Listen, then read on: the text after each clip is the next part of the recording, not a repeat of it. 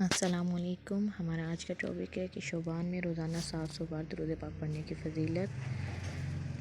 امام سخاوی رحمۃ اللہ علیہ فرماتے ہیں، رویہ ان جعفر الصادق رضی اللہ عنہ انہ قال من صلوا علی النبی صلی اللہ علیہ وسلم فی شعبان کل یوم 700 مرۃ یقل اللہ تعالی ملائکۃ لیصلوا علیہ وتفرح روح محمد صلی اللہ علیہ وآلہ وسلم بذالک ثم یأمر اللہ ان یستغفر اللہ الی یوم القیامہ۔